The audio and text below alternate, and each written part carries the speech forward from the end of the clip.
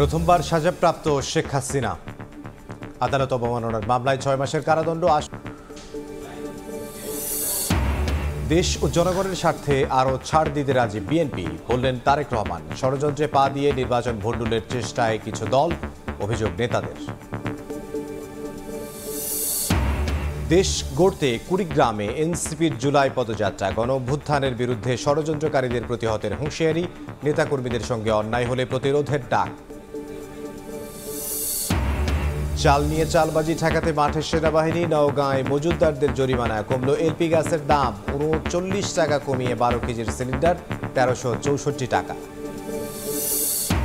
এবং 6 মাসের জন্য নিউ বোরিং কন্টেইনার টার্মিনালের দায়িত্ব পাচ্ছে নৌবাহিনী, স্থায়ী অপারেটর নিয়োগের সিদ্ধান্তের ভার চট্টগ্রাম বন্দর কর্তৃপক্ষকে দিল সরকার।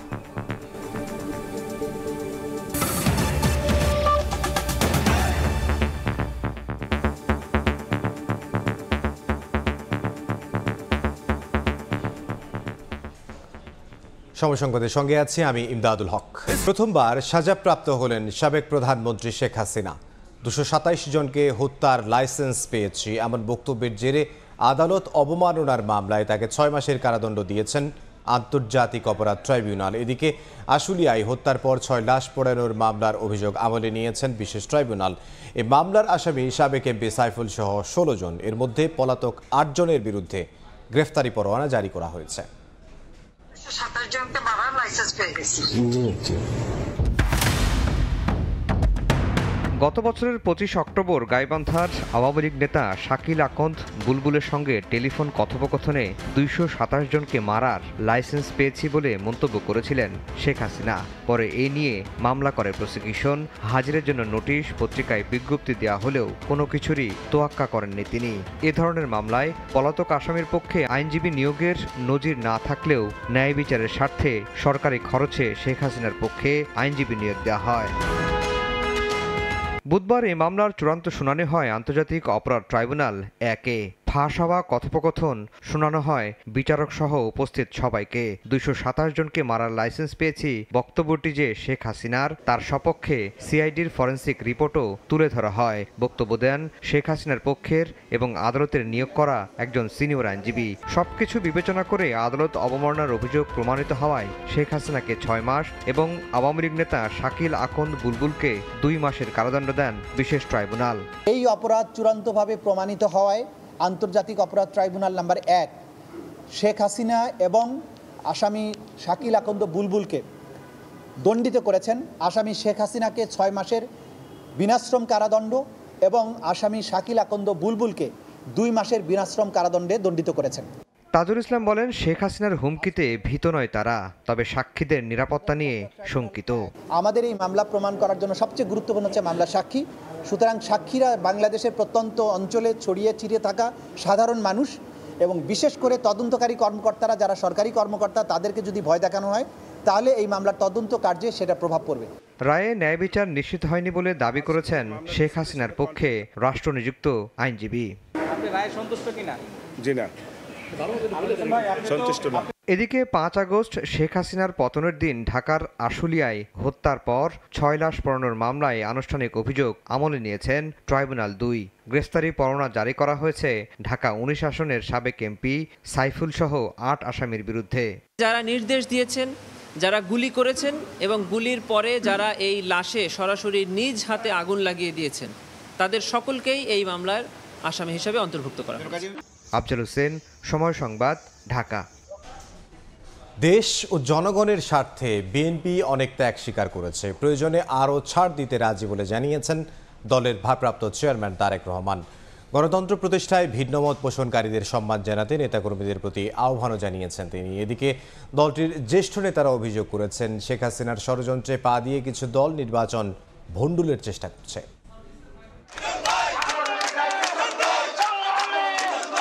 দীর্ঘ 23 বছর পর পটুয়াখালী জেলা বিএনপির ত্রিবার্ষিক সম্মেলনকে ঘিরে উচ্ছ্বাসের শেষ নেই তৃণমূলের নেতাকর্মীদের। বৃষ্টি উপেক্ষা করেই খণ্ড খণ্ড মিছিল নিয়ে তারা জড়ো হন শহরের শেরেবাংলা সড়কের ব্যায়ামাগারে।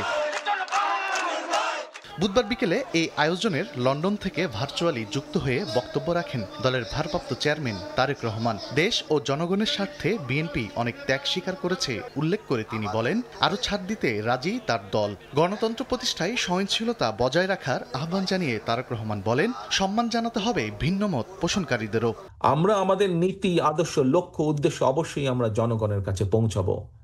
আমাদের সবকিছুর সিদ্ধান্ত নেওয়ার মালিক, রাজনৈতিক লক্ষ্য উদ্দেশ্য সবকিছু সিদ্ধান্ত নেওয়ার মালিক জনগণ।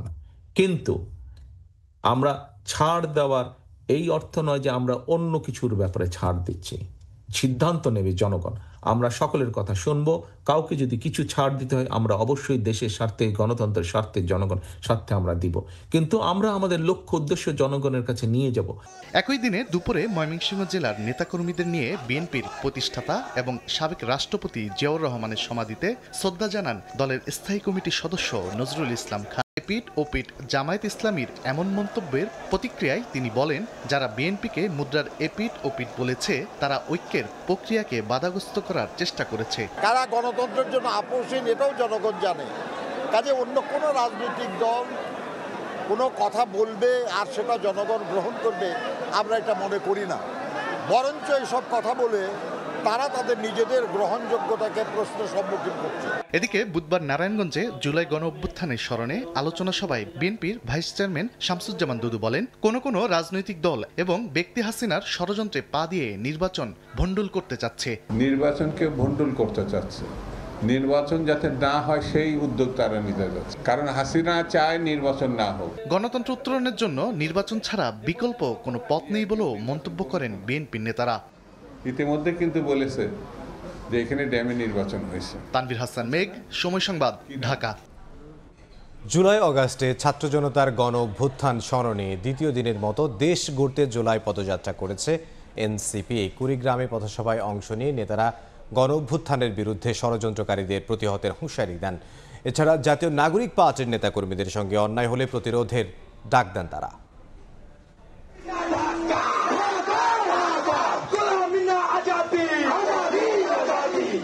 বছর ঘুরে ফিরে এসেছে রক্তাক্ত জুলাই। অভ্যুত্থানের বর্ষপূর্তি উপলক্ষে মাসব্যাপী কর্মসূচি নিয়েছে এনসিপি। এরই অংশ হিসাবে কুড়িগ্রামের রাজারহাটে পথসভা করেন জাতীয় নাগরিক পার্টির শীর্ষ নেতারা। 2024 সালে ছাত্র জনতার গণ অভ্যুত্থানে যারা সামনে থেকে নেতৃত্ব দিয়েছেন তাদের নেতৃত্বে এনসিপি গড়ে উঠেছে বলেছেন দলটির উত্তরাঞ্চলের মুখ্য সংগঠক সার্জিস আলম।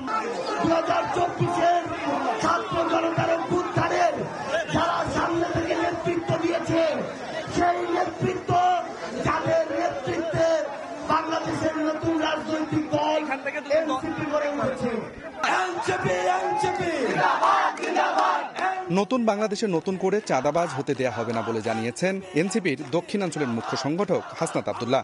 দুর্নীতিবাজদের প্রশ্রয় দেওয়া যাবে না বলে হুঁশিয়ারিও দেন তিনি। নতুন বাংলাদেশে আর নতুন করে চাঁদাবাজ হতে দেওয়া হবে না। আলেমদের থেকে মাইক কেড়ে নিবে এমন বাংলাদেশে ফিরে যাওয়া যাবে না। কোন দুর্নীতিবাজার প্রশ্রয় দেওয়া যাবে না। এনসিপির আহ্বায়ক নাহিদ ইসলাম বলেন, ফ্যাসিস্ট হাসিনা সরকারের পতন মনে করিয়ে দেয় কোনো স্বৈরাচার ক্ষমতার মসনদে চিরকাল টিকে থাকে না। কেউ যদি গণ অভ্যুত্থানের বিরুদ্ধে ষড়যন্ত্র করে তাদের প্রতিহত করা হবে বলেও হুঁশিয়ারি দেন তিনি। যারা এই মানুষের অধিকারের বিরুদ্ধে দাঁড়াবে, যারা এই সন্ত্রাস, দখলদারি এবং চাঁদাবাজির পক্ষে দাঁড়াবে, তাদের বিরুদ্ধে বারবার গণ অভ্যুত্থান তৈরি হবে। চট্টগ্রামের পটিয়ায় বৈষম্য বিরোধী ছাত্র আন্দোলনের উপর পুলিশি হামলার নিন্দা জানিয়ে নাহিদ ইসলাম বলেন, ভবিষ্যতে এরকম হলে দাঁত ভাঙ্গা জবাব দেয়া হবে। যদি আবারও এই গণ অভ্যুত্থানের অগ্রনায়কদের, আমার শিক্ষার্থী ভাই ও বোনদের উপরে নির্মমভাবে অন্যায়ভাবে কেউ হাত তোলে, তাহলে কিন্তু এর ফলাফল ভালো হবে না। আগামী 3রা আগস্ট কেন্দ্রীয় শহীদ মিনারে এনসিপির ইস্তেহার ঘোষণায় ছাত্র জনতাকে অংশ নেয়ার আহ্বান নাহিদ ইসলামের। আব্দুর রশিদ জীবন, সময় সংবাদ, কুড়িগ্রাম। এনসিপি ও বৈষম্য বিরোধী ছাত্র আন্দোলনের নেতাকর্মীদের ওপর পুলিশের লাঠিচার্জের প্রতিবাদে উত্তাল চট্টগ্রামের পটিয়া উপজেলা। চট্টগ্রাম কক্সবাজার মহাসড়ক অবরোধ করে বিক্ষোভ করেন নেতাকর্মী ও শিক্ষার্থীরা। এতে চট্টগ্রাম, কক্সবাজার ও বান্দরবানের 6 উপজেলার যান চলাচল বন্ধ হয়ে যায়। ভোগান্তিতে পড়েন সাধারণ মানুষ। স্লোগানে উত্তাল রাজপথ, সড়কে অবস্থান নিয়ে বিক্ষোভ। এনসিপি ও বৈষম্য বিরোধী ছাত্র আন্দোলনের নেতাকর্মীদের উপর পুলিশের লাঠিচার্জের প্রতিবাদে চট্টগ্রামের পটিয়া থানার সামনে রাস্তা অবরোধ করে বিক্ষোভ করেন নেতাকর্মী ও শিক্ষার্থীরা। এ সময় ওসিকে প্রত্যাহারের দাবি জানান তারা। হাসিনার পোষা সেই পুলিশ অফিসারদেরকে শুধুমাত্র ট্রান্সফার করেই দায় মুক্তি করা যাবে না। যদি তারা তাদের দায়িত্ব পালন করতে ব্যর্থ হয় তাহলে যেন সসম্মানে তারা তাদের দায়িত্ব ছেড়ে দেয়। এই হামলা করে ওসি এখানে থেমে নাই, ওসি 5 থেকে 10 গাড়ি পুলিশ এনে ওই পুলিশগুলো এসে কোনো রকমে কোনো কিছু জিজ্ঞাসা না করে আমাদের ভাইদের উপরে লাঠিচার্জ করে। পরে মিছিল নিয়ে যান চট্টগ্রাম কক্সবাজার মহাসড়কের পটিয়া বাইপাস সড়কে। সেখানে টায়ার জ্বালিয়ে স্লোগান দেন তারা। এ সময় বন্ধ হয়ে যায় বান্দরবান, কক্সবাজার ও চট্টগ্রামের 6 উপজেলার যান চলাচল। ভোগান্তিতে পড়েন পথচারীরা। অসুস্থতা হাইটে যেতে পারতেছি না। এগুলো নিয়ে পরীক্ষা করাইছি, এগুলো পরীক্ষা নেওয়ার পরে ঘরে ফিরতেছি। এখন যাওয়া হচ্ছে না পথে আন্দোলন এগুলো। মঙ্গলবার রাতে এক ছাত্রলীগ কর্মীকে পিটিয়ে থানায় হস্তান্তর করেন এনসিপি ও বৈষম্য বিরোধী ছাত্র আন্দোলনের নেতারা। গ্রেফতার না করায় থানার সামনে আন্দোলন করেন তারা। এ সময় তাদের উপর পুলিশের লাঠিচার্জ করেন। এরই প্রতিবাদে বিক্ষোভ কর্মসূচি শুরু করেন নেতাকর্মীরা। শফিকুল আলম, সময় সংবাদ, চট্টগ্রাম। সবার ঐকমত্যের ভিত্তিতে জুলাইয়ের মাঝামাঝি সময়ে জাতীয় সনদ তৈরি করা সম্ভব হবে বলে আশাবাদ ব্যক্ত করেছেন ঐকমত্য কমিশনের সহসভাপতি অধ্যাপক আলী রিয়াজ। সকালে রাজধানীর ফরেন সার্ভিস একাডেমিতে রাজনৈতিক দলগুলোর সঙ্গে বৈঠকের শুরুতে কথা বলেন তিনি। দিনের প্রথম ধাপে নির্বাচনী এলাকা নির্ধারণ নিয়ে আলোচনায় অংশ নিয়ে বিএনপি নেতা সালাউদ্দিন আহমদ বলেন, সংস্কারের বিষয়ে সর্বোচ্চ সহযোগিতা করছে বিএনপি। এবং আরো কে আছে এদিকে। 2 দিন মুলতবির পর বুধবার সকাল 11টায় শুরু হয় জাতীয় ঐকমত্য কমিশনের দ্বিতীয় দফার 8ম দিনের বৈঠক। যোগ দেন বিএনপি, জামায়াত, এনসিপি সহ বিভিন্ন রাজনৈতিক দলের প্রতিনিধিরা। শুরুতে জুলাই গণঅভ্যুত্থানের শহীদদের স্মরণে 1 মিনিট নীরবতা পালন করা হয়। আলোচনার বিষয়বস্তু হিসেবে রাখা হয় নির্বাচনী এলাকা নির্ধারণ, তত্ত্বাবধায়ক সরকার এবং রাষ্ট্রপতির ক্ষমা প্রদর্শন ইস্যু। দিনের প্রথম ধাপে নির্বাচনী এলাকার সীমানা নির্ধারণের বিষয়ে আলোচনা হয়। বৈঠকে ঐকমত্য কমিশনের পক্ষ থেকে সীমানা পুনর্নির্ধারণে আলাদা কমিশন করার প্রস্তাব দেওয়া হয়। জানিয়ে বিপরীতমুখী অবস্থানে দেখা যায় বিভিন্ন দলকে। সীমানা নির্ধারণে আলাদা কমিশনের পক্ষে অবস্থান জানায় জামায়াত। দলটির সহকারী সেক্রেটারি জেনারেল হামিদুর রহমান আজাদ বলেন, সীমানা নির্ধারণে নিরপেক্ষতা নিয়ে প্রশ্ন এড়াতে অস্থায়ী কমিশন হলে ভালো হয়। তবে ঐকমত্যের স্বার্থে কমিশনের পরিবর্তে কমিটিতেও মত আছে জামায়াতের। সংস্কার করে যদি আমরা আবার আগের সুযোগটা রেখে দিই, ছিদ্র পথ যদি বন্ধ না করি, তাহলে কিন্তু আবার সেই ফ্যাসিস্ট অথবা যাচ্ছেতাই স্বেচ্ছাচারিতা এগুলো থাকবে। স্বচ্ছতা, জবাবদিহিতা থাকছে না। এটা ধরে নিতে হবে সংস্কারের যে অবজেক্টিভ স্পিরিট, সেটাকে আমরা রক্ষা করতে পারবো না। তবে এর বিপক্ষে মত দেন বিএনপি স্থায়ী কমিটির সদস্য সালাউদ্দিন আহমেদ। নির্বাচন যাতে বিলম্বিত না হয় সেজন্য আলাদা কমিশনের পরিবর্তে আইন সংশোধন করে নির্বাচন কমিশনকে শক্তিশালী করার প্রস্তাব দেন তিনি। বলেন, সংস্কারের বিষয়ে সর্বোচ্চ সহায়তা করছে বিএনপি। নির্বাচনে যাতে কোনো বিলম্বিত না হয় সেজন্য সেই ব্যবস্থা নেওয়া যায়। সেজন্য বর্তমান আইনে এই অর্ডিন্যান্স আর পরিবর্তন আনার দরকার নেই, যেহেতু এগ্রিড হয়ে সবাই সেই পরামর্শটা দিবে। বিএনপির জন্যই সমস্ত ঐক্য হচ্ছে না, এরকম একটা কি বলে একটা অসত্য ইমপ্রেশন দিচ্ছে। এই পর্যন্ত আমরা যে পরিমাণ সহায়তা করেছি এগুলো আমি আজকে প্রেসে কিন্তু ডিটেইল বলবো। বৈঠকের শুরুতে সবার ঐকমত্যের ভিত্তিতে জুলাইয়ের মাঝামাঝি সময়ে জাতীয় সনদ তৈরি করা সম্ভব হবে বলে আশাবাদ ব্যক্ত করেন কমিশনের সহসভাপতি অধ্যাপক আলী রিয়াজ। জুলাই মাসের মাঝামাঝি সময়ে হয়তো একটা সনদের জায়গায় যেতে পারবো। এটা আপনাদের সকলের প্রচেষ্টা, সকলের আন্তরিক সহযোগিতাটা হচ্ছে সবচেয়ে বড় জিনিস। দায় এবং দায়বদ্ধতা সেটা আপনারা সকলে প্রাণ দিয়ে অনুভব করেন। সাংবিধানিক এবং সংবিধিবদ্ধ প্রতিষ্ঠানের নিয়োগ কমিটি, রাষ্ট্রপতি নিয়োগ, উচ্চকক্ষের নির্বাচন প্রক্রিয়ার মতো বিষয়ে একাধিক দিন আলোচনা হলেও এখনো অমীমাংসিত রয়েছে। ঐকমত্য তৈরিতে প্রথম ধাপ সহ 52টি অধিবেশন অনুষ্ঠিত হয়েছে এরই মধ্যে। কমিশন একটা এক্সপার্ট কমিটি হবে। হাসান ওয়ালি, সময় সংবাদ, ঢাকা। এই মুহূর্তে ফরেন সার্ভিস একাডেমিতে আছেন সহকর্মী আতাউর কাউসার। সরাসরি যাব তার কাছে। ঐক্যমত্য কমিশনের বৈঠক এখনো চলছে, যদিও কিছু সময় আগে ইসলামী আন্দোলন বাংলাদেশের যুগ্ম মহাসচিব গাজী আতাউর রহমান তিনি এসে আমাদের সাথে কথা বলেছেন এবং তিনি বলেছেন যে আজ 2টি বিষয়ে সবাই একমত হয়েছেন। এর একটি হলো সংসদীয় যে আসন তার সীমানা নির্ধারণে একটি বিশেষায়িত কমিটি থাকবে, যে কমিটিটি নির্বাচন কমিশনের অধীনে কাজ করবে। এ বিষয়ে সকলে একমত হয়েছে, এই বিষয়টি তিনি বলেছেন। এবং পাশাপাশি আরেকটি বিষয় তিনি উল্লেখ করেছেন যে সবাই যে বিষয়ে একমত হয়েছেন এর আরেকটি হলো তত্ত্বাবধায়ক সরকার ব্যবস্থা প্রণয়ন। এবং এই তত্ত্বাবধায়ক সরকার ব্যবস্থা প্রণয়নের বিষয়ে সকলে একমত হলেও এর আসলে মেয়াদকাল কত সময় থাকবে, কেউ বলছেন 3 মাস, কেউ বলছেন 4 মাস, কেউ বা এর বেশি সময়ও তত্ত্বাবধায়ক সরকার থাকার বিষয়ে তাদের মত ব্যক্ত করেছেন। এর বিষয়ে তারা যিনি ব্যাখ্যা দিয়েছেন, যারা বেশি সময় তত্ত্বাবধায়ক সরকার চান তারা যে ব্যাখ্যা দিয়েছেন তারা বলছেন যে এখন একটি সুযোগ এসছে যে স্থানীয় সরকার নির্বাচন অনুষ্ঠিত করা, স্থানীয় সরকার নির্বাচনের পরবর্তীতে জাতীয় সংসদ নির্বাচন অনুষ্ঠিত হবে। এবং সেটি সবাই যে বিষয়টি তারা বলছেন যে তত্ত্বাবধায়ক সরকার এই সব নির্বাচনই তারা একসাথে করবেন বা ক্রমান্বয়ে এই সব নির্বাচন করেই তারা তাদের দায়িত্ব হস্তান্তর করবেন, এই বিষয়ে তারা তাদের মত দিয়েছেন। যদিও এই বিষয়টিতে আসলে ঐক্যমত্য প্রতিষ্ঠা হয়নি, যদিও এর পরবর্তীতে এ ব্যাপারে আলোচনা হবে এমনটি তারা জানিয়েছেন। তো এর আগে আজ দুপুরের পরে যারা আলোচনা করেছেন বিভিন্নজন বিভিন্ন মত দিয়েছেন, বলেছেন যে ইতিপূর্বে বিভিন্ন সময় দেখা গিয়েছে একটি জাতীয় সংসদ নির্বাচনের পরে শান্তিপূর্ণভাবে ক্ষমতা হস্তান্তরের বিষয়ে টালবাহানা দেখা দিয়েছে, যার প্রেক্ষিতে বেশ কিছু অচলাবস্থাও দেশে তৈরি হয়েছিল।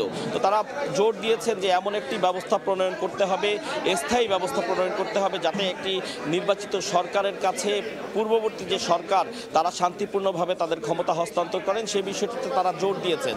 তো এই যে আলোচনাগুলো হয়েছে, এখন আলোচনা শেষ হয়েছে, আমরা যতটুকু দেখছি যে ঐক্যমত্য কমিশনের বৈঠক শেষ হয়েছে। এখন আনুষ্ঠানিকভাবে রাজনৈতিক দলগুলো এবং ঐক্যমত্য কমিশন আমাদেরকে ব্রিফ করবে, পরবর্তীতে সেই বিষয়ে আমরা আরও বিস্তারিত জানতে পারবো। তো এই ছিল আজ ঐক্যমত্য কমিশন বৈঠকের সর্বশেষ তথ্য আমার কাছে। রাজধানীর ফরেন সার্ভিস একাডেমি থেকে সহকর্মী আতাউর কাউসার। এবার রক্তাক্ত জুলাই প্রসঙ্গ।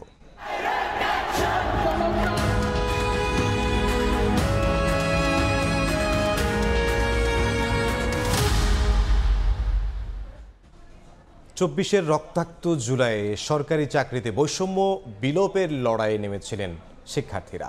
পুরো জুলাই মাস জুড়ে মাঠে সক্রিয় ছিলেন তারা।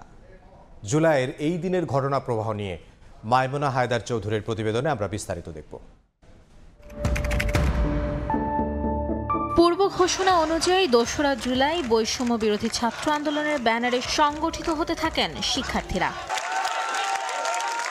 আষাঢ়ের ভর দুপুর ঢাকা বিশ্ববিদ্যালয় কেন্দ্রীয় গ্রন্থাগারের সামনে থেকে মিছিল নিয়ে শিক্ষার্থীরা এগোতে থাকেন নীলক্ষেতের দিকে। চোখে মুখে অধিকার আদায়ের শপথ আর কণ্ঠে দীপ্ত স্লোগান। বৃষ্টি উপেক্ষা করে নীলক্ষেত, সায়েন্স ল্যাব ও বাটা সিগন্যাল মোড় ঘুরে শাহবাগে গিয়ে থামে মিছিলটি। এরপর দাবি আদায়ে শাহবাগ মোড় অবরোধ করেন তারা। ঘণ্টাব্যাপী পালিত হয় অবরোধ কর্মসূচি।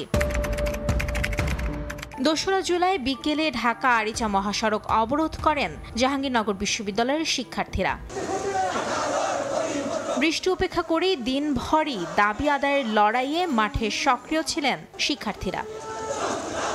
মাইমুনা হায়দার চৌধুরী, সময় সংবাদ, ঢাকা। সময় সংবাদে আরও থাকছে। টেন্ডার ছাড়াই 10 গুণ বেশি দামে কেনে ইভিএম। নুরুল হুদা কমিশনের বিরুদ্ধে রাষ্ট্রের 3000 কোটি টাকা ক্ষতির অভিযোগ। দুদকে ইসির 3 কর্মকর্তার জিজ্ঞাসাবাদ।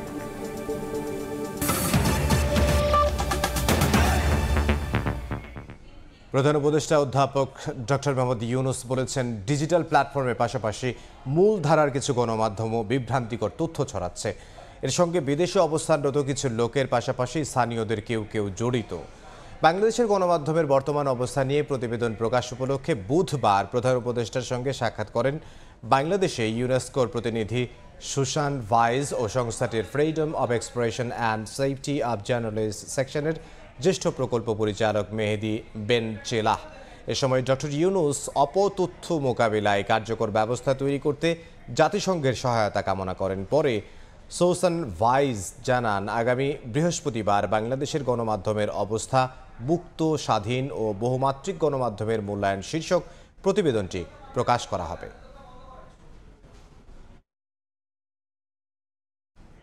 জাতীয় নির্বাচন সামনে রেখে $48 লাখ সহায়তা দিচ্ছে জাপান।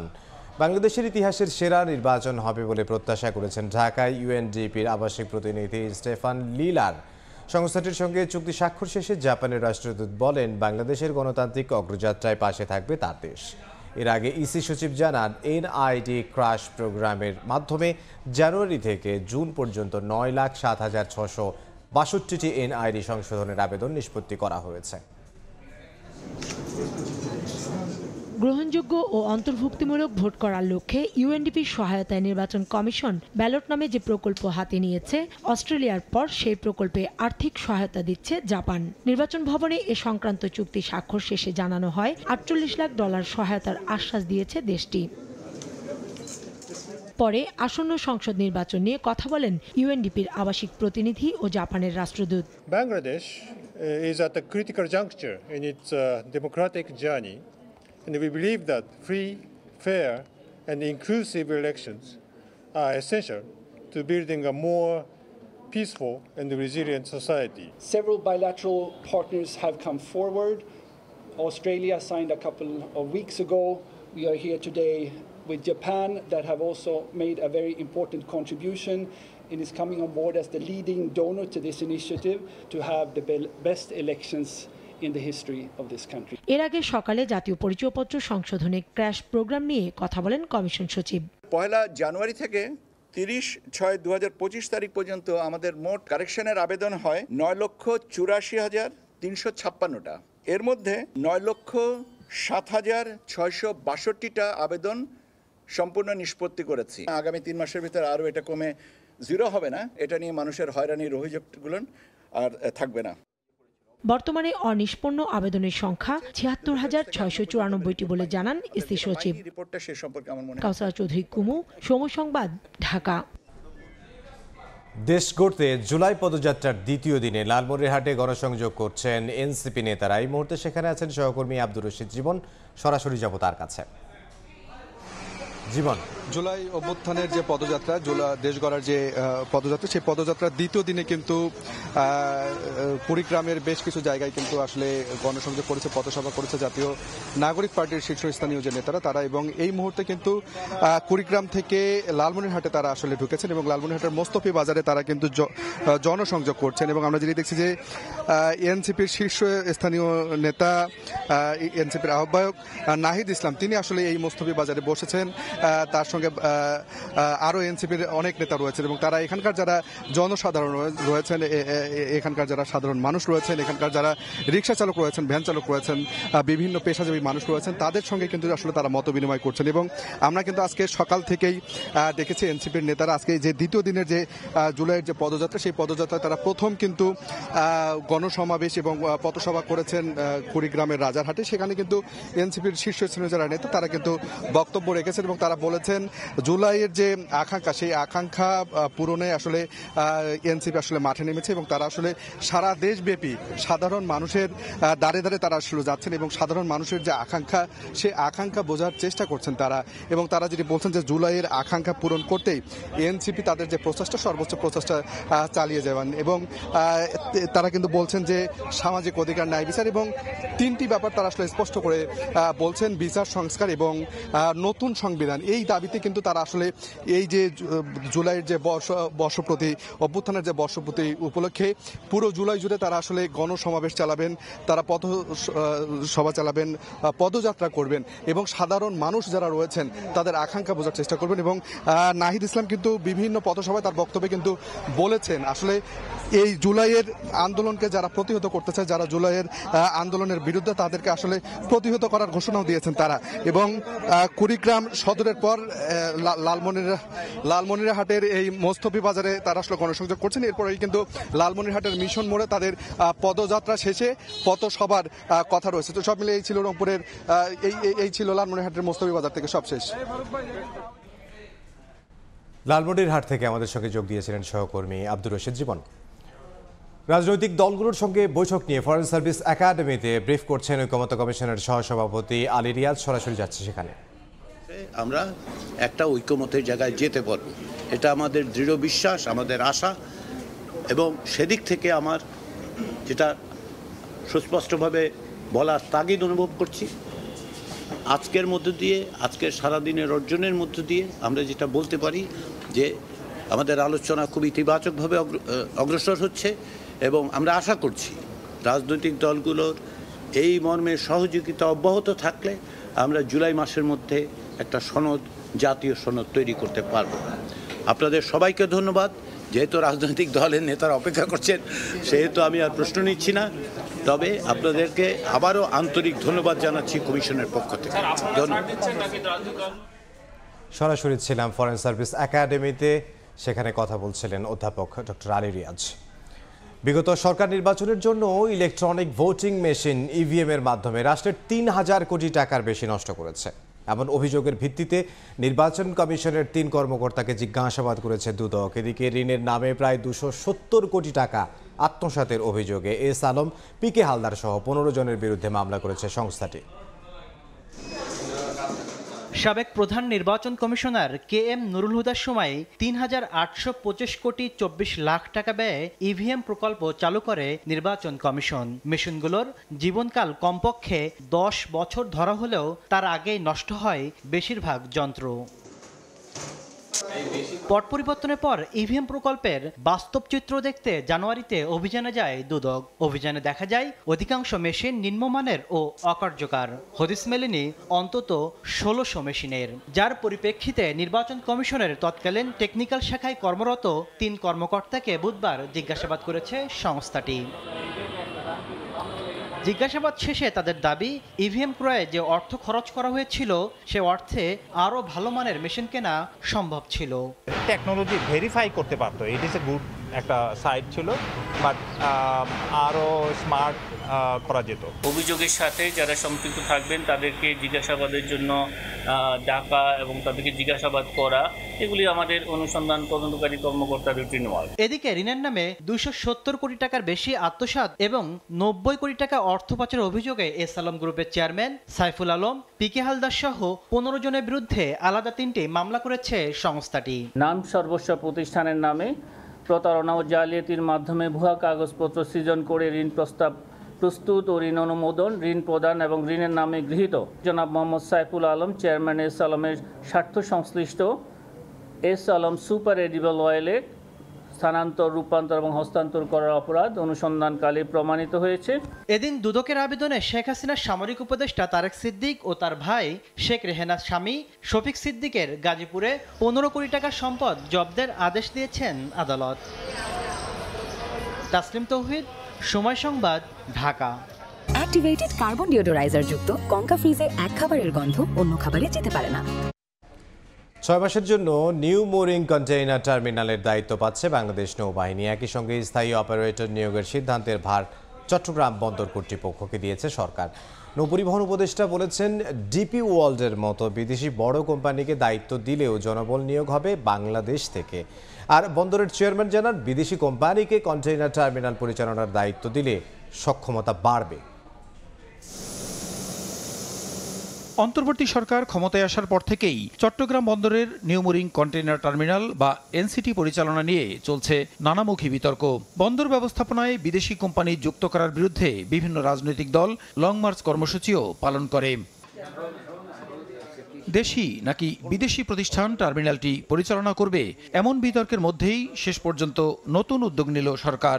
সকালে সচিবালয়ে এ সংক্রান্ত এক বৈঠক শেষে চট্টগ্রাম বন্দর কর্তৃপক্ষের চেয়ারম্যান বলেন, দুবাই ভিত্তিক প্রতিষ্ঠান ডিপি ওয়ার্ল্ডকে টার্মিনালটি পরিচালনার দায়িত্ব দিলে বন্দরের সক্ষমতা বাড়ার পাশাপাশি নতুন নতুন রুট তৈরি হবে।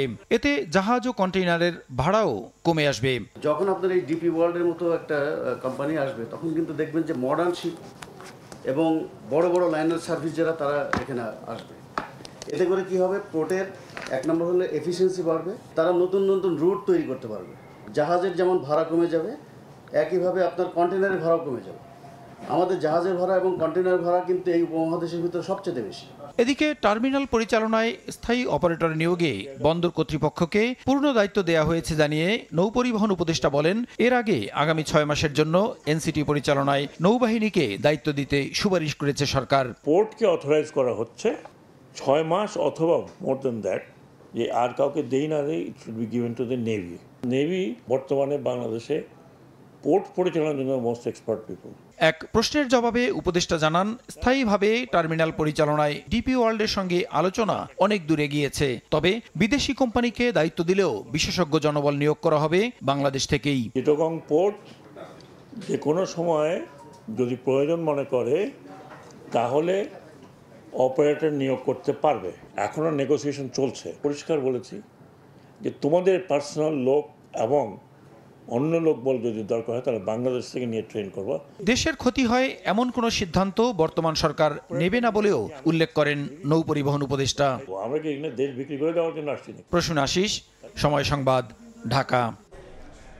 রিজার্ভ রেমিটেন্স রেকর্ড গড়ল বাংলাদেশ। প্রথমবার এক অর্থ বছরে $30 বিলিয়ন প্রবাসী আয় হয়েছে। ফলে 2 বছরের মধ্যে সর্বোচ্চ প্রায় $32 বিলিয়ন ঠেকেছে রিজার্ভ। অর্থনীতিবিদরা বলছেন, অর্থ পাচার বন্ধের কারণে রেমিটেন্সের পালে লেগেছে হাওয়া। দেশের অর্থনীতির অন্যতম চালিকা শক্তি প্রবাসী আয়। যে আয়ে স্ফীত হয় রিজার্ভ, মেটে আমদানি দায়, শোধ হয় বিদেশি ঋণের কিস্তি। এবার সেই আয়ে রেকর্ড গড়েই শেষ হলো 2024-25 অর্থ বছর।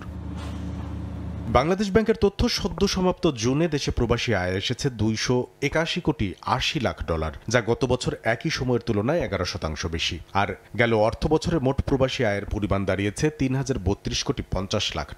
বছর ব্যবধানে যা বেড়েছে 26.8%। এক অর্থ বছরে $30 বিলিয়ন বেশি প্রবাসী আয় এর আগে আসেনি বাংলাদেশে।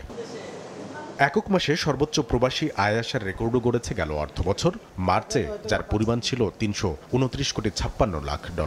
রেকর্ড গড়ার এই অর্থ বছরে 12 মাসের মধ্যে জুলাই বাদে বাকি 11 মাসেই এসেছে $200 কোটি বেশি করে প্রবাসী আয়। অর্থনীতিবিদরা বলছেন, অর্থ পাচার বন্ধে অন্তর্বর্তী সরকারের কঠোর অবস্থানেরই সুফল মিলেছে দেশের প্রবাসী আয়ে। দেশের থেকে যদি আমার অর্থ পাচারটা আমি কমাতে পারি, তখন বিদেশে ওই শ্রমিকদের পাঠানো অর্থের চাহিদাটা কমে যাবে।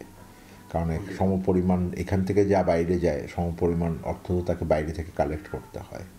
ফলে তখন আমার কিন্তু দেখবেন যে রেমিটেন্সের প্রবাহটা বাড়বে, যেটার একটা ছাপ আমরা এইবারের যে রেমিটেন্স একটা বড় প্রবৃদ্ধি হলো সেটার ভিতরে দেখতে পেয়েছি। প্রবাসী ও রপ্তানি আয় আর আন্তর্জাতিক ঋণদাতা সংস্থাগুলোর অর্থ ছাড়ের পর বৈদেশিক মুদ্রার রিজার্ভও উঠেছে গেল 2 বছরের মধ্যে সর্বোচ্চ। 2024-25 অর্থ বছর শেষে মোট রিজার্ভের পরিমাণ ঠেকেছে $31.68 বিলিয়ন, যা এর আগের অর্থ বছরের চেয়ে $5 বিলিয়ন বেশি। এর আগে 2023 সালের জুন শেষে রিজার্ভের আকার ছিল $31 বিলিয়ন। IMF এর দেয়া BPM-6 পদ্ধতিতে বর্তমানে দেশে রিজার্ভ রয়েছে $2,666 কোটি 37 লাখ। কামরুল হাসান সবুজ, সময় সংবাদ, ঢাকা। আমলাতান্ত্রিক জটিলতা ও সমন্বয়হীনতার কারণে বারবার চুক্তির পরও জাপানে প্রত্যাশিত দক্ষ কর্মী পাঠানো সম্ভব হচ্ছে না বলে মন্তব্য করেছেন প্রবাসী কল্যাণ ও বৈদেশিক কর্মসংস্থান মন্ত্রণালয়ের উপদেষ্টা ডক্টর আসিফ নজরুল। সকালে রাজধানীর আন্তর্জাতিক মাতৃভাষা ইনস্টিটিউশনে জাপান নতুন শ্রমবাজার কর্মী প্রেরণের সম্ভাবনা, চ্যালেঞ্জ ও করণীয় বিষয়ক সেমিনার শেষে সাংবাদিকদের প্রশ্নের জবাবে কথা বলেন তিনি। উপদেষ্টা জানান, জাপানে আগামী 5 বছরে অন্তত 1 লাখ বাংলাদেশি কর্মীর কাজ পাওয়ার সুযোগ রয়েছে। এই জন্য দেশটিতে কর্মী পাঠাতে আলাদা সেল করা হয়েছে। বিগত সরকারের অনিয়ম ও দুর্নীতির কারণে মালয়েশিয়াও পুনরায় কর্মী পাঠানো শুরু করতে বিলম্ব হচ্ছে বলে জানান উপদেষ্টা। বলেন, দেশটিতে কর্মী পাঠাতে স্বচ্ছতা, জবাবদিহিতা নিশ্চিতে বিদ্যমান চুক্তি সংশোধনের চেষ্টা করা হচ্ছে।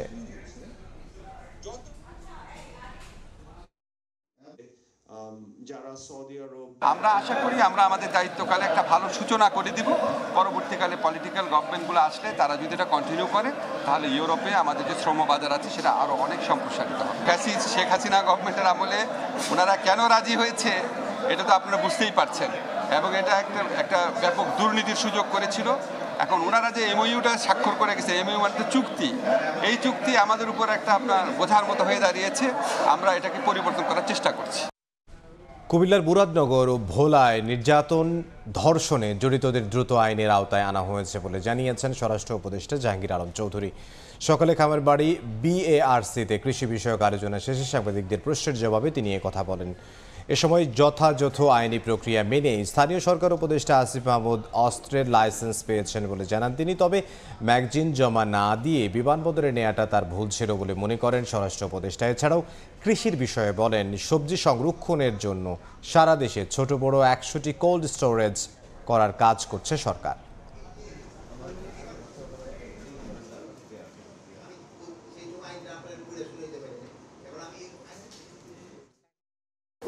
ব্যবস্থা দেখছে আমরা কিন্তু সবাই সাথে সাথে আইনের আওতায় নিয়ে আসছি। আপনারা বলতে পারবেন একটা লোকের আমরা আইনের আওতায় আনি নাই। স্পিকার, ডেপুটি স্পিকার, মন্ত্রী, প্রতিমন্ত্রী, উপমন্ত্রী, সমপর্যায়ে সম্পন্ন ব্যক্তিবর্গ, সংসদ সদস্য, সিটি কর্পোরেশন, মেয়র অবলিক ক শ্রেণী পৌরসভার মেয়র ব্যক্তিদের ক্ষেত্রে বয়সের বাধ্যবাধকতাও থাকবে না। সিকিউরিটি ব্যবহার করতে পারবেন কিনা এটা তো আমি গতকালকে বলছি এটা একটা ভুল হয়েছে। খেলাপির বড় অংশ সরকারি ব্যাংকে হলেও আমানতে আস্থা কমেনি গ্রাহকের। গত 9 মাসে ডিপোজিট সংগ্রহ হয়েছে প্রায় 34,000 কোটি টাকা। সঠিক পথে পরিচালনার কারণেই সংকট হয়নি বলে মত কর্মকর্তাদের। এছাড়াও পদোন্নতিতে আমানত সংগ্রহের লক্ষ্য ও খেলাপি আদায়ের শর্তে ব্যাংকারদের মধ্যে জাগরণ তৈরি হয়েছে বলেও মত তাদের। সুশাসন নিশ্চিত হলে ব্যাংক খাত ঘুরে দাঁড়ানোর আশা অর্থনীতিবিদদের। কাজল আব্দুল্লাহর রিপোর্ট। গণ অভ্যুত্থানে শেখ হাসিনা পালিয়ে যাওয়ার পর রাষ্ট্রের প্রতিটি খাতেই স্পষ্ট হয়ে উঠেছে আওয়ামী লীগ সরকারের ক্ষত। বিশেষ করে ব্যাংক খাত, একদিকে আমানত সংগ্রহ, অন্যদিকে অনিয়ম করেই ঋণের নামে লোপাট হয়েছে লাখ লাখ কোটি টাকা। খেলাপি সঠিক তথ্য গোপন রেখেও প্রতারণা করা হয় সাধারণ গ্রাহকের সঙ্গে। ধীরে ধীরে ব্যাংক খাতের খেলাপি অর্থের পরিসংখ্যান প্রকাশ করতে থাকে বাংলাদেশ ব্যাংকের বর্তমান পর্ষদ। উঠে আসে মার্চ পর্যন্ত বিতরণকৃত ঋণের মধ্যে খেলাপির পরিমাণ 24.13%, অর্থাৎ 4,20,000 কোটি টাকা। এর মধ্যে 45% খেলাপি সরকারি ব্যাংকগুলোতে। এত কিছুর পরও ভঙ্গুর সরকারি ব্যাংকের প্রতি আস্থা কমেনি গ্রাহকের। বাংলাদেশ ব্যাংকের রিপোর্ট অনুযায়ী গত জুলাই থেকে মার্চ পর্যন্ত 9 মাসে 4 ব্যাংকের আমানত সংগ্রহ হয়েছে 34,254 কোটি টাকা। ব্যাংকাররা জানান দক্ষ ব্যবস্থাপনায় ফিরছে আস্থা। ব্যাংকগুলো স্থিতিশীল অবস্থা আসলেই তো দেশের আর্থিক অবস্থা স্থিতিশীল আসবে। আমাদের রিকভারিও আগের চেয়েও ভালো অবস্থায় যাচ্ছে, আমাদের শৃঙ্খলা যেটা সেটাও একটা ভালো অবস্থায় আসছে। এদিকে প্রথমবারের মতো কর্মীদের আমানত সংগ্রহের টার্গেট দেয়া, খেলাপি আদায়ে প্রণোদনা সহ উপশাখা করার উদ্যোগ নিয়েছে খেলাপির ভারে নুয়ে পড়া জনতা ব্যাংক। পারফরমেন্স বেস একটা এসিআর করার জন্য চিন্তা করছি। সেখানে একজন ডিপোজিট কালেকশন করতে পারলে সেই ফুল তার পুরো টার্গেট কালেকশন করতে পারলে 5 পাবে, অর্ধেক করতে পারলে 5 মানে 2.5 পাবে, এরকমভাবে 3-এর নিচে করতে পারলে সে 0 পাবে। তো যে পারফর্ম করবে সে আলটিমেটলি তার এসিআরের রেটটা অনেক বেশি বেড়ে যাবে, অর্থাৎ সে পদোন্নতির ক্ষেত্রে আগে এগিয়ে যাবে। তো তার ব্যক্তিগত অ্যাচিভমেন্টের জন্য সে কিন্তু খাটতে বাধ্য এবং খাটবে। গাইডলাইন মেনে চললে সম্পদশালী ব্যাংকগুলো 1 থেকে 1.5 বছরের মধ্যে আবারও শক্তিশালী হবে বলে আশা অর্থনীতিবিদদের। লোন নিয়ে সে অনিয়ম করতেছে, সে অনিয়ম করার প্রবণতা এখন কমতেছে। আগে যেরকম মানে উপর থেকে অর্ডার দিলেই আপনার লোন পাস হয়ে যেত, এখন সেটা হচ্ছে না। এইটা যদি কন্টিনিউ করে 1 বছর 1.5 বছরে এটা দেখবেন যে কিছুটা অনেকটা লাইনে চলে আসবে। সরকারি ব্যাংকে জানুয়ারি মার্চ কোয়ার্টারে আমানত বাড়লেও বেসরকারি ব্যাংকগুলোতে আমানত কমেছে প্রায় 2,000 কোটি টাকা। চলতি বছরের এপ্রিল পর্যন্ত ব্যাংক খাতের মোট আমানতের পরিমাণ দাঁড়িয়েছে 18,20,000 কোটি টাকা। কাজল আব্দুল্লাহ, সময় সংবাদ, ঢাকা। টানা 5 মাস ধরে কমতির দিকে এলপি গ্যাসের দাম। চলতি মাসে ভোক্তা পর্যায়ে 12 কেজির সিলিন্ডারের দাম 39 টাকা কমিয়ে 1,364 টাকা নির্ধারণ করেছে বিইআরসি। নতুন এ দাম কার্যকর হবে আজ থেকে। তবে নির্ধারিত দামে গ্যাস না পাওয়ার অভিযোগ প্রসঙ্গে বিইআরসি চেয়ারম্যান বলেন, মাঠ পর্যায়ে নজরদারি বাড়াতে প্রশাসনকে নির্দেশ দেওয়া হয়েছে। ইরান ইসরায়েল সংঘাত, হরমুজ প্রণালী বন্ধের হুমকির কারণে গত মাসে তৈরি হয়েছিল জ্বালানির বৈশ্বিক বাজারে অস্থিরতার শঙ্কা, যার প্রভাব পড়তে পারত তরলীকৃত পেট্রোলিয়াম গ্যাস এলপিজির দামেও। তবে সংঘাত দীর্ঘায়িত না হওয়ায় দ্রুতই স্থিতিশীলতা ফেরে আন্তর্জাতিক বাজারে। বিকেলে রাজধানীর রমনায় Bangladesh energy regulatory commission BERC কার্যালয়ে আয়োজিত সংবাদ সম্মেলনে নিয়ন্ত্রক সংস্থাটি জানায়, বিশ্ববাজারে কমেছে এলপি গ্যাসের কাঁচামাল, বিউটেন ও প্রোপেনের দর। ফলে দেশের বাজারেও আরেক দফা দাম কমল এলপিজির।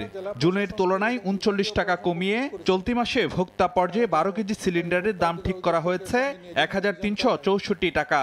চলতি মাসে গত মাসের তুলনায় সৌদি কন্ট্রাক্ট প্রাইস কমেছে $25, যে কারণে আমাদের যে 12 কেজি সিলিন্ডারের যে মূল্য ছিল 1,403 টাকা, সেটি কমেছে 39 টাকা, এটি হয়েছে 1,364 টাকা। তবে 5 মাস ধরে কমতির ধারায় থাকলেও নির্ধারিত দামে মেলে না এলপি গ্যাস। এমন অভিযোগ প্রসঙ্গে বিইআরসি চেয়ারম্যান বলেন, নজরদারির নির্দেশনা দেওয়া হয়েছে মাঠ প্রশাসনকে। জেলা প্রশাসনকে এবং বিভাগীয় প্রশাসনকে অনুরোধ করেছি আমরা, তারা যেন ওই ভোক্তা অধিকার অধিদপ্তরকে সঙ্গে নিয়ে যেন অভিযান চালায়। এটা বিইআরসি জানায়, ভোক্তা পর্যায়ে কমানো হয়েছে অটো গ্যাসের দামও। লিটার প্রতি 1 টাকা 84 পয়সা কমিয়ে যানবাহনে ব্যবহৃত এই জ্বালানির দাম নির্ধারণ করা হয়েছে 62 টাকা 64 পয়সা। ফারুক ভিয়া, রবিন, সময় সংবাদ, ঢাকা। চালের দাম নিয়ে চালবাজি ঠেকাতে এবার মাঠে সেনাবাহিনী। তাদের সহায়তায় নওগাঁর বাজারে অভিযান চালায় ভোক্তা অধিকার সংরক্ষণ অধিদপ্তর। অবৈধভাবে বিপুল পরিমাণ ধান মজুত করায় ব্যবসায়ীদের জরিমানা করেন ভ্রাম্যমাণ আদালত। এবার রকির রিপোর্ট, ছবি তুলেছেন রকিবুল ইসলাম। সপ্তাহ ব্যবধানে নওগাঁর পাইকারি মোকামে বস্তা প্রতি চালের দাম বেড়েছে 400 থেকে 550 টাকা। চালের দামে নাবিশ্বাস ভোক্তাদের। এই অবস্থায় সিন্ডিকেটের লাগাম টানতে এবং দাম সহনীয় রাখতে বাজার তদারকিতে নেমেছেন ভোক্তা অধিকার সংরক্ষণ অধিদপ্তর, খাদ্য বিভাগ ও সেনাবাহিনী। বুধবার দুপুরে শহরের বেশ কয়েকটি মিলে অভিযান চালানো হয়। এ সময় মশরপুর এলাকায় টিকে গ্রুপ রাইস মিলে ধান ও চাল মজুদের অভিযোগে 80,000 টাকা জরিমানা করা হয়। ধান মজুত করে অতিরিক্ত মুনাফা হাতিয়ে নেওয়ার কথা অকপটে স্বীকার করেন ব্যবসায়ীরা। আমি একটু ধান পরিমাণে নাকি আমাদের সিস্টেমে বেশি মালাসাল দিয়ে দেবো আমরা, লাখ লাখ টাকা লস করে আমরা ব্যাংকের টাকা নিয়ে আসে যে আমরা ব্যবসা করতেছি, আমাদের আছে কিছু। চালের বাজার নিয়ন্ত্রণে না আসা পর্যন্ত এই অভিযান অব্যাহত থাকবে বলে জানান কর্মকর্তারা। যাদের কাছে অতিরিক্ত মজুদ আছে সেগুলো ফাইন্ড আউট করে তাদের ভিতরে ব্যবস্থা নেওয়া এবং সেই মজুদগুলো দ্রুত মার্কেটে ছেড়ে দেওয়া, সেই ব্যবস্থাগুলো আমরা নিচ্ছি। খাদ্য আইন যেটা আছে সেটাও যদি লঙ্ঘিত হয় আমরা তাহলে ভোক্তা অধিকার আইনের আওতায় তাদেরকে সাজার আওতায় অর্থাৎ জরিমানার আওতায় নিয়ে আসবো, বা বেশি অনিয়ম যদি দেখি সেক্ষেত্রে আমরা সিলগালা বা জব্দের দিকে চলে যাব। এছাড়া মহাদেবপুরের চকগড়িহাট এলাকায় গ্রামের ভিতর আরও 2টি মিলের গুদামে বিপুল পরিমাণ ধান মজুত করায় 2 লাখ টাকা জরিমানা করা হয়। এমআর রকি, সময় সংবাদ, নওগাঁ। জুন মাসে ভারতের আদানি পাওয়ার লিমিটেডকে $437 মিলিয়ন বকেয়া পরিশোধ করেছে বাংলাদেশ বিদ্যুৎ উন্নয়ন বোর্ড বিপিডিবি। এর মধ্য দিয়ে কোম্পানির সব বকেয়া পাওনা পরিশোধ হয়েছে বলে জানিয়েছে ভারতের একাধিক গণমাধ্যম।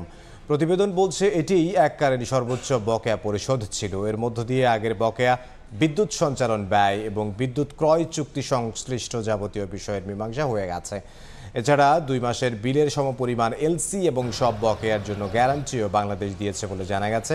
সংবাদ মাধ্যমগুলো জানিয়েছে, বকেয়া না থাকায় বিপিডিবি আদানি পাওয়ারকে তাদের ঝাড়খণ্ড কেন্দ্রের 2টি ইউনিট থেকে নির্ধারিত হারে বিদ্যুৎ সরবরাহ চালু রাখার অনুরোধ জানিয়েছে। তবে এসব বিষয়ে এখনও আনুষ্ঠানিকভাবে কিছু জানায়নি বাংলাদেশ বিদ্যুৎ উন্নয়ন বোর্ড। খানাখন্দে ভরা রাস্তা, হরহামেশাই ঘটছে দুর্ঘটনা। অভিযোগ জানানোর পরও টনক নড়ছে না কর্তৃপক্ষের। রাজধানীতে এমন সড়কের সংখ্যা কম নয়। সড়কের দুরবস্থার জন্য ওয়াসা ও রাজুক দুষছে সিটি কর্পোরেশনকে। সিফাত আল শাহরিয়ারের ক্যামেরায় শাবাব ওয়াসের রিপোর্ট।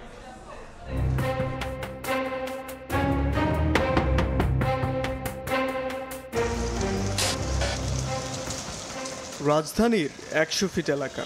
8 বছর ধরে মুদির দোকান চালাচ্ছেন রাসেল খান। এই দোকানের আয় থেকেই চলে সংসার। তবে 1.5 বছর ধরে দেখছেন না লাভের মুখ। এর মূল কারণ রাস্তার দুরবস্থা। 8 বছরের মধ্যে 1.5 বছর আমরা যে লস খাইছি এই শুধু এই রাস্তাটার কারণে।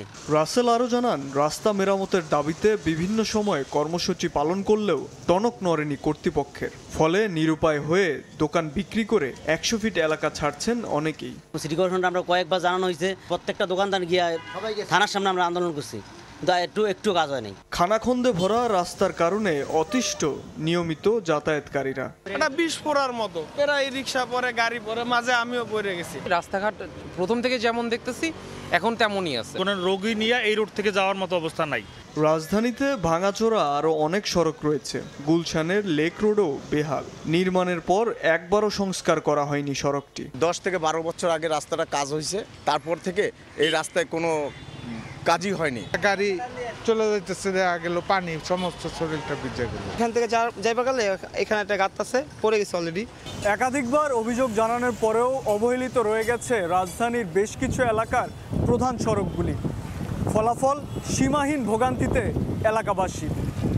হরহামেশাই ঘটছে দুর্ঘটনা, তবুও টনক নড়ছে না প্রশাসনের। কেন বছরের পর বছর রাজধানীর অনেক সড়কের এই দুরবস্থা? উত্তর সিটি কর্পোরেশন বলছে 100 ফিটে ভাঙ্গাচোরা রাস্তার জন্য দায়ী ওয়াসা। আর লেক রোডের দায় রাজুকের। 100 ফিট রোডটা শেষ হয়নি, তার একটা কারণ হচ্ছে গিয়ে ওয়াসার একটা পানি সুপেয় পানির একটা প্রজেক্ট, ওই প্রজেক্টটা বিভিন্ন কারণে ডিলে হওয়াতে এই কাজটা করতে পারেনি। হাতিরঝিল গুলশান লেকটা রাজুকের এবং এই পেরিফেরাল যে রোডগুলো আছে সেটাও রাজুকের। গত 3 মাস আগে রাজুক আমাদেরকে এটা হ্যান্ড ওভার করেছে।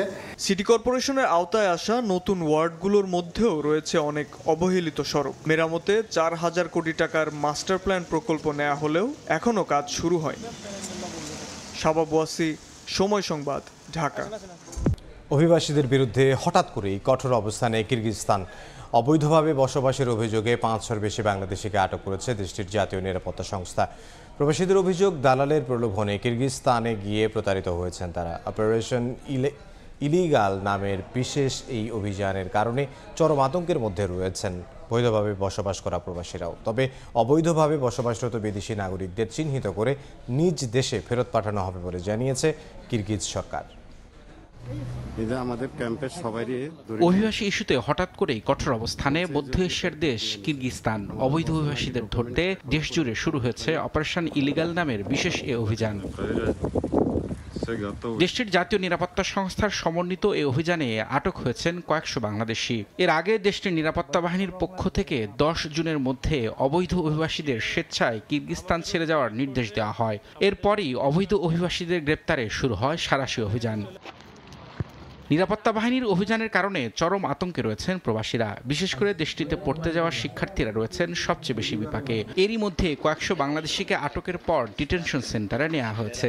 তাদের বাংলাদেশে ফেরত পাঠাতে বিশেষ বিমানেরও ব্যবস্থা করছে কিরগিজ সরকার। আমাদের এখানে কোনো অ্যাম্বাসি নেই, আমাদের সুযোগ সুবিধে আমরা কাউকে জানাতে পারছি না এবং আমাদের কোনো সমস্যা আমরা কারোর কাছে ফেস করতে পারছি না, যার কারণে পুলিশে অনেকে ধরে নিয়ে গেছে এবং অনেকের উপরে কেস দিছে এবং অনেকে বাংলাদেশে পাঠিয়ে দিছে।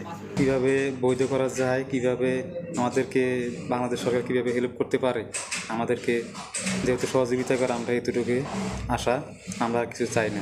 এর আগে কিরগিজস্তানে অভিবাসীদের সংখ্যা আশঙ্কাজনক হারে বেড়ে যাওয়ায় উদ্বেগ জানায় দেশটির সরকার। জাতীয় নিরাপত্তা সংস্থার চেয়ারম্যান জানান, চলতি বছরের শুরু থেকে এ পর্যন্ত 61,000 পর্যটক, 30,000 বিদেশি শিক্ষার্থী ও 12,000 শ্রমিক কিরগিজস্তানে অবস্থান করছেন। এর মধ্যে 5,000-এর বেশি অবৈধ বলে জানান তিনি। সময় সংবাদ, কিরগিজস্তান। এবার ক্রিকেটের খবর জানাবো। কলম্বো সিরিজের প্রথম ওয়ানডেতে টস জিতে বাংলাদেশের বিপক্ষে ব্যাট করছে শ্রীলঙ্কা। এই মুহূর্তে প্রেমাদাসা স্টেডিয়ামে আছেন সহকর্মী তারেক হাসান শিমুল। ম্যাচের সবশেষ খবর জানতে সরাসরি যাব তার কাছে। শিমুল, মিয়ানমার থেকে বাংলাদেশের নারী ফুটবলাররা যখন সুখবর দিয়েছে, তখন কলম্বোতে কিন্তু বাংলাদেশ ক্রিকেট দল ভালো একটা অবস্থানে আছে বলতে হয়। বাংলাদেশ টস হেরে বোলিংয়ে এসেছে এবং কি বলতেই হয় যে বোলাররা অর্থাৎ মেহেদী হাসান মিরাজের যারা বল হাতে সৈনিক, তারা কিন্তু তাকে ভালো একটা সূচনা এনে দিয়েছে। প্রথমে 3টা উইকেট কিন্তু দ্রুত তুলে নিয়েছে বাংলাদেশ। পরবর্তীতে একটা পার্টনারশিপ হয়েছিল, সেই পার্টনারশিপটা ভেঙেছেন তানভীর, যিনি অভিষেক হয়েছে এই ম্যাচে। পরবর্তীতে শান্তকে নিয়ে এসেছেন মেহেদী হাসান মিরাজ, যিনি সাবেক ক্যাপ্টেন ছিলেন এই সিরিজের আগেও। তাকে বোলিংয়ে এনেছে। সচরাচর শান্ত যখন নিজেও ক্যাপ্টেন ছিলেন তখনও কিন্তু আমরা তাকে খুব একটা বোলিং করতে দেখিনি, তবে তিনি এসে কিন্তু আরও একটা পার্টনারশিপ ভেঙেছেন, যে পার্টনারশিপটা আসলে ভয়ঙ্কর হয়ে উঠছিল। সেই পার্টনারশিপ জানিত এবং কি লঙ্কান ক্যাপ্টেন আসালাঙ্কার মধ্যে একটা দারুণ পার্টনারশিপ হয়েছিল, সেই পার্টনারশিপটা ভেঙেছেন। এখন পর্যন্ত আসলে বলা যায় যে লঙ্কানদের যে রান রেটটা, উইকেটের যে আসলে চরিত্রটা আমরা দেখছি, সেক্ষেত্রে সবাই আসলে বলছেন যে ব্যাটিং উইকেট, তবে বাংলাদেশি বোলাররা কিন্তু দারুণভাবে রেস্ট্রিক্টেড করতে পেরেছে শ্রীলঙ্কান ব্যাটসম্যানদেরকে। আসালাঙ্কা এখন মাঠে রয়েছেন, তিনি কিন্তু ভয়ঙ্কর হয়ে উঠেছেন। 50 পেয়েছেন, সেঞ্চুরির দিকে এগিয়ে যাচ্ছেন। বলা চলে বাংলাদেশের বোলিং অ্যাটাকের জন্য এই আসালাঙ্কাকে যদি আসলে তুলে নিতে পারে, সেক্ষেত্রে কিন্তু অনেকটা রিলিফ বলতে হবে। যদি বলি যে স্বীকৃত কিংবা মিডল অর্ডার, টপ অর্ডারের ব্যাটসম্যান আর ওইভাবে থাকবে না, যা লোয়ার অর্ডারের যারা ব্যাটসম্যান থাকবে তাদেরকে আসলে শেষ দিকে থাকবে। এই জায়গা থেকে একটু শেষ 10 ওভারের দিকে আসলে রানটাকে যতটা আসলে চাপিয়ে রাখা যায় বাংলাদেশের জন্য, এটাই হবে আসলে এখন মূল টার্গেট। এই যে উইকেটটা আসলে দেখা যাচ্ছে সেক্ষেত্রে বাংলাদেশের সাম্প্রতিক সময় ব্যাটিংয়ের যে অবস্থা আমরা আগের সিরিজগুলো কিংবা আইসিসির যে চ্যাম্পিয়ন্স ট্রফি হয়েছে সেখানে দেখেছি, সেই জায়গা থেকে কিছুটা আক্ষেপ করতে হবে। তবে নতুন সূচনা এখান থেকে হবে সেটার প্রত্যাশা সবার মধ্যে আছে। তবে উইক স্কোরটা যদি 250 কিংবা 70-এর মধ্যে থাকে বা তারও কম বাংলাদেশ রাখতে পারে, সেক্ষেত্রে কিন্তু ইতিবাচক একটা আশা করাই যাবে এখান থেকে। তো আমার কাছে এই ছিল কলম্বো থেকে সবশেষ খবর। শ্রীলঙ্কা থেকে সহকর্মী তারেক হাসান শিমুল। এ পর্যায়ে শীর্ষ সংবাদ জানিয়ে দিচ্ছে আরও একবার। প্রথমবার সাজাপ্রাপ্ত শেখ হাসিনা আদালত অবমাননার মামলায় 6 মাসের কারাদণ্ড। আপনাদের সাথে শীঘ্রই দেশের মাটিতে ইনশাল্লাহ দেখা হবে। শিগগিরই দেশে ফেরার ইঙ্গিত তারেক রহমানের, বললেন সবার স্বার্থে আরও ছাড় দিতে রাজি বিএনপি। ষড়যন্ত্রে পা দিয়ে নির্বাচন ভণ্ডুলের চেষ্টায় কিছু দল, অভিযোগ নেতাদের। এবং দেশ গড়তে কুড়িগ্রামে এনসিপির জুলাই পদযাত্রা, গণঅভ্যুত্থানের বিরুদ্ধে ষড়যন্ত্রকারীদের প্রতিহতের হুঁশিয়ারি, নেতাকর্মীদের সঙ্গে অন্যায় হলে প্রতিরোধের ডাক।